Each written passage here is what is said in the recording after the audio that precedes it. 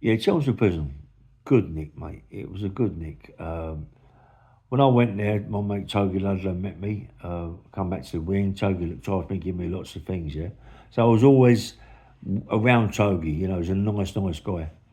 And Togi loved to smoke, might love to smoke. And him, Dave Potter, Terry Millman, Lou Swallow, they was always together smoking, always. The opium black, the lot, yeah.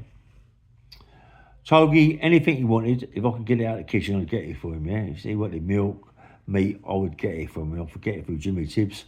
I'd ask Jim, can I have that? Or can he bring it in for me? You know, Jimmy was all right. So I always give Togi what he wanted because he looked after me, yeah. I used to play a lot of rugby, and there was a guy called Jimmy Ward. Not the Jimmy Ward I talk about on other videos or podcasts of mine, yeah. Jimmy Ward, about 6'2", 6'3", tattoos, short hair, quite muscular geezer, and he was an handful. You know, good rugby player, was an handful, and he was on B wing. You know, he was doing a five, and he went out. He had to go back to court. Right, he went to court and got a 12. So when he come back, right, usually, you know, you go to another nick and wait for it to be allocated. But what happened? He come back and went straight into our wing, C wing, because he's a long termer. When he come in there, Togi Ludlow didn't really go out to the field much, you know, never really see this guy. But when he come onto our wing, Togi remembered him from Hammersmith, right?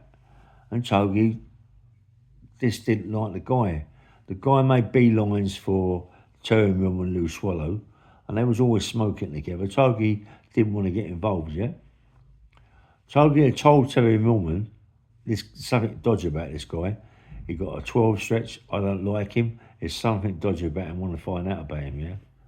So when Togi went on a visit, he asked his sister and his brother to find out about this James Ward that come from Hammersmith.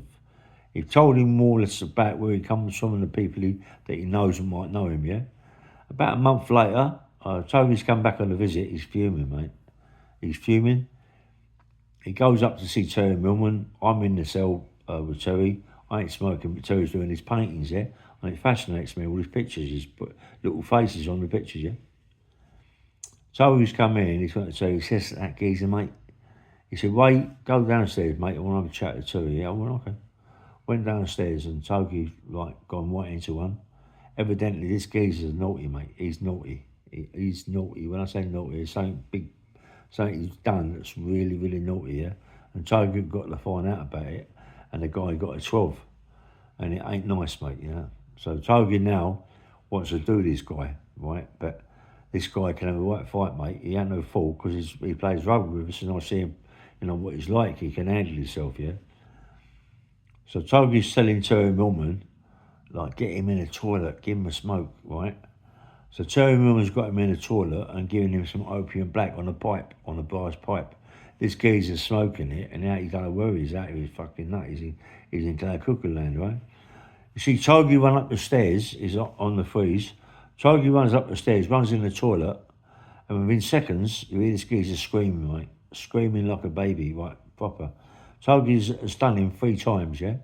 Stabbed him up with a plastic knife, one of them, a proper plastic prison knife, but they sharpened them up in there on the lathes and all that in the woodwork shop and sharpened them all up, yeah, to a big point, and they're like proper weapons, mate. It's thick plastic, yeah?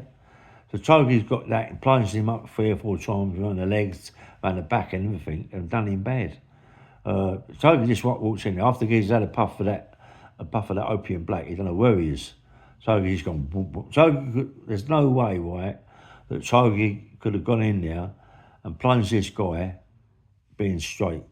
He had to get out of his nut, this geezer. He couldn't do it any other way, but evidently what this guy had done, he deserved it, yeah? So Togi's gone in there, plunged him 3 times. The geezer's screaming, right? He's come out of the toilet, he's fell down the stairs where he's out of his nut and he's plunged up. He's fell down the stairs. The screws are running, right? And all of a sudden they realise he's been plunged up, all his back soaking with blood, all his legs. They're blowing the whistles and all that. And in them days it was the whistles, blowing the whistles. and all the screws come rushing around. Everybody's got to be banged up and all this that now. It's banged us all up. And they took the guy, obviously they took the guy away to hospital. But fair play to this geezer, mate. He might have done something really naughty, right? But he never got his target up. He didn't come back to Chelmsford Prison. They must have shipped him out to somewhere else, yeah? But fair play to Togi, mate. He didn't muck about. He blunted his geezer up bad. And there's something his geezer done, mate. You know, Togi don't muck about, mate. He didn't muck about. It was, but fair play to Terry Millman, mate. Terry Millman was behind it because they give him, Terry Millman took him in the toilet, got him on the opium black. Geezer didn't know where he was coming and going, yeah? And then plunged him back. I remember, I'll tell you that one another time. But yeah, bang, man, nice one.